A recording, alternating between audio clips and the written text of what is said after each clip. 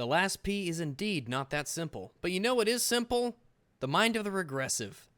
Recently, it has come to light that Microsoft rejected a Fable developer's idea to put a black woman on the Fable 3 cover art.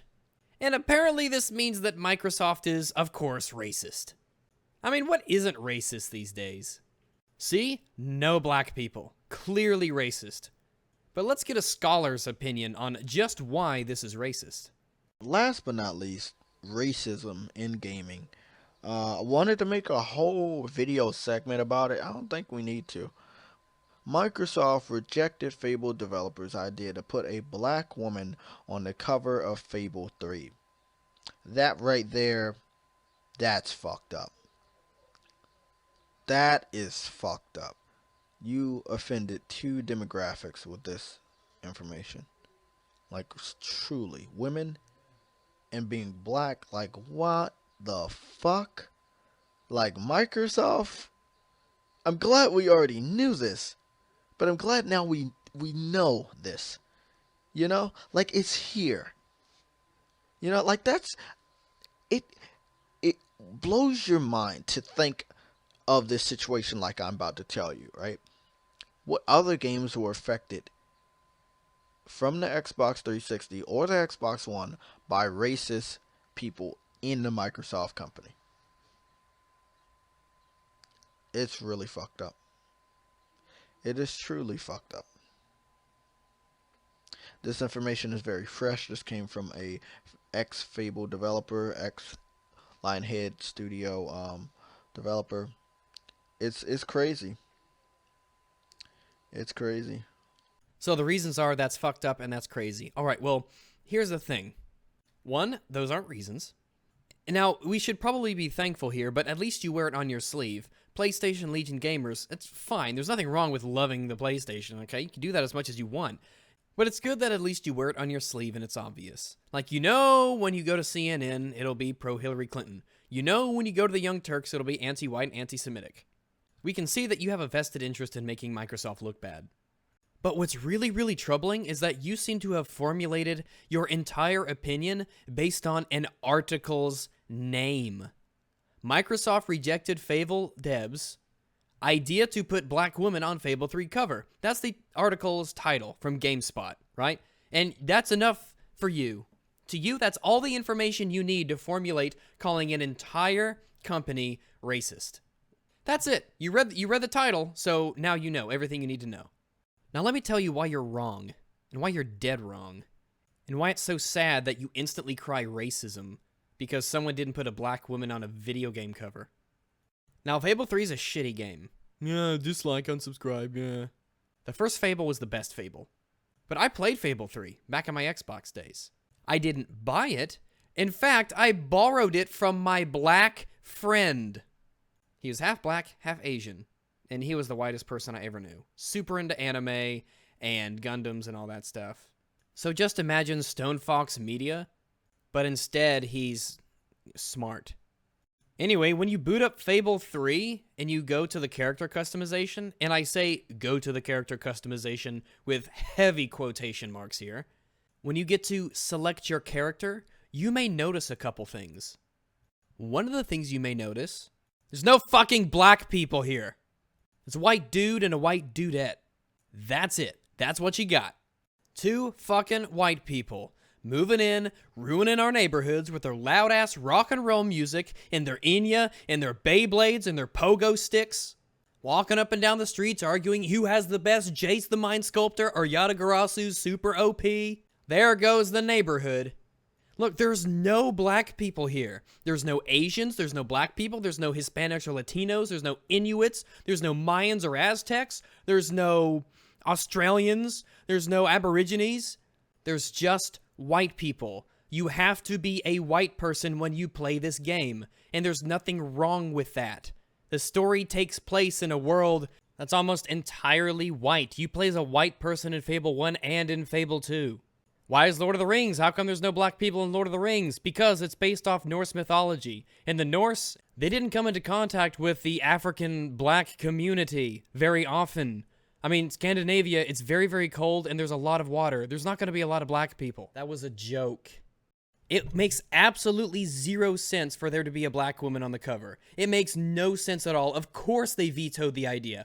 What reason could there possibly be besides just diversity for diversity's sake? And the more and more I hear about diversity, the more and more it seems like an underhanded way of saying less white people. Oh, but they didn't want a black person on the cover, so they're racist. I mean, never mind how that would be a complete misrepresentation of the product, because you can't be a black person, and because they have a tiny, minuscule role in the series. Let's look at it this way. Let's say you're playing a game about Shaka Zulu. It's a third-person action game where you fight against African tribes trying to unite the Zulu people. You can use, like, spears and shields and sticks and hand-to-hand combat. It'd be pretty fucking sweet, right? Like, that sounds cool. That sounds like a cool idea, to have a Shaka Zulu simulator. But let's say you have Shaka Zulu, and you play as Shaka Zulu, and everyone in your tribe is black, and the only people you fight are black, because you're in Africa, and that's like ground zero for black people.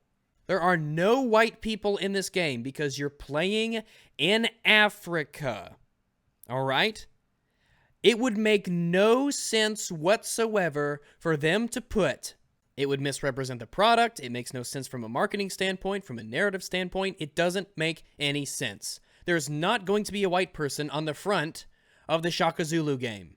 Just like there's absolutely zero reason for there to be a black woman on the front of Fable 3 where you can only choose between being a white dude or a white dudette. It has nothing to do with racism or diversity or any of that nonsense. Uh-oh.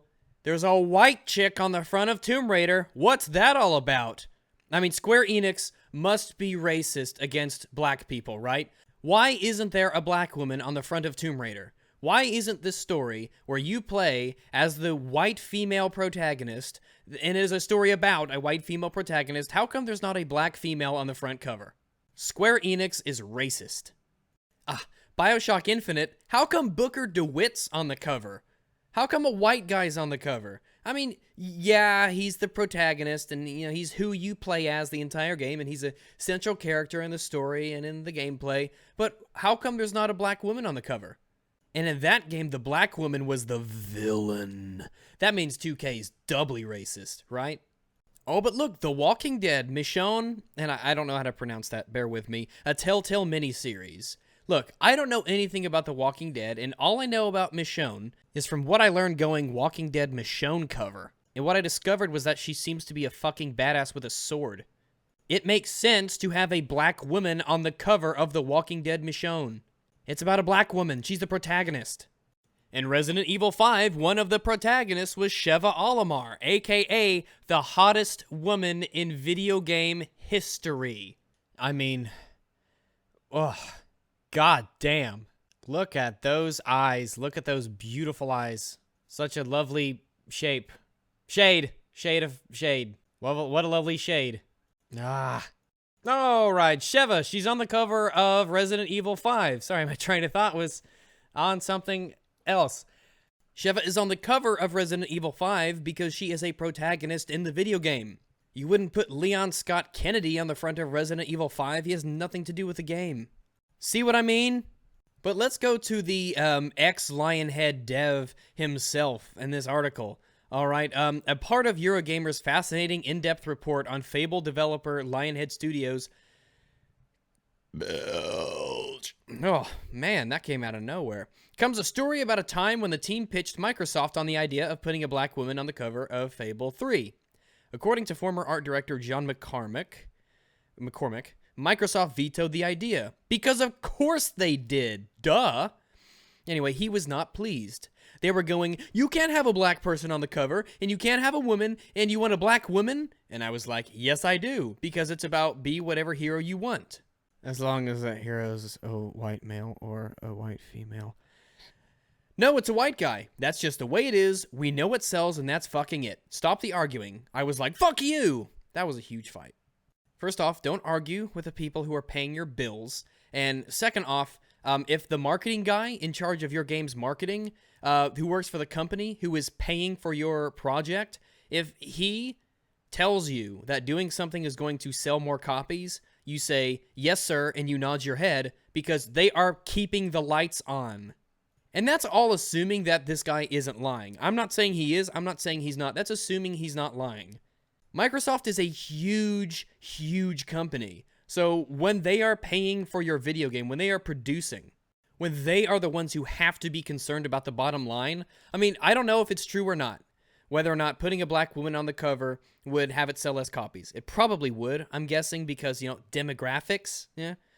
They are trying to make as much money as possible for their investment into your game. They are paying you to make a game, and they are taking the risk whether or not that game does well or not. They have a real financial interest in trying to sell as many copies as possible. This is obviously a business decision. Even, assuming this is all true, even the Microsoft guy said so. We know what sells, and that's fucking it. There you go. There's your answer. They want to sell as many copies as possible, and they thought that putting a white guy in the front, not only because you could play as a white guy and you wouldn't ever even play as a black woman, it makes sense from a narrative perspective, it would make them more money. So duh, of course they would veto the idea. No, Microsoft is not racist. That's ridiculous. I mean, are there racist people at Microsoft? I mean, maybe. I don't know. But unlike some people, my first instinct is not to yell racism, racism when somebody doesn't put a black person on the cover of a video game about white people. Aunt Jemima, okay? Aunt Jemima, maker of delicious breakfast foodstuffs. She's a black woman. Is it racist that Aunt Jemima bottles don't have a picture of, I don't know, Rosie O'Donnell? I mean, she probably single-handedly is keeping Aunt Jemima in business. There would be no reason for this. I mean, one, it's a crime against humanity. But two, there's no reason for this to happen. These are Aunt Jemima brand syrup bottles and pancakes mixes and all that stuff. There's no reason to just randomly put some other race's face on there. It doesn't make any sense. What about Uncle Ben? Uncle Ben's rice is delicious. Why would... I mean, by your logic, if you were opposed to swapping the face of Uncle Ben to a white, transgendered, gay woman, if you were opposed to that, then by your own logic, you would be homophobic, transphobic, sexist, and a racist. What? There's no reason for it? It doesn't make any sense? It's bad marketing? No, I'm not going to Photoshop that, by the way. Hell no. I mean, I'm just going by your logic here. You heard from an article that Microsoft didn't want a black woman on the cover of a game that has nothing to do with black women. So, obviously, obviously Microsoft's racist. So that means that if you oppose changing Uncle Ben to the white, transgendered, gay woman, that means you're all those things. That means you're racist, transphobic, homophobic, and sexist. That's your logic. It would hurt a Shaka Zulu game to have a white person on the cover. That's not racism. That's just marketing. That's just representing your product properly. There's no reason to have a black woman on the cover of Tomb Raider when it's the story of a white woman. This has nothing to do with racism. It has everything to do with proper marketing and representing products accurately. You are looking for dragons to slay when there are none. You are calling out racism when it does not exist. And all that does is make the instances where racism actually is a thing, it's crying wolf. People are so quick to try and victimize themselves or other people. Sometimes the issue of race is an issue. Sometimes the issue of sexism is an issue. But to take the boogeyman, the specter, the fear of these things being real, and to instantly apply them where they are not warranted, it is nothing but crying wolf. And you are doing nothing but harming the people who are actually victims of racism, sexism, whatever. Crying racism where there is none, crying wolf when there is no wolf. All you're doing is hurting the people who really need help the most. That right there, that's fucked up.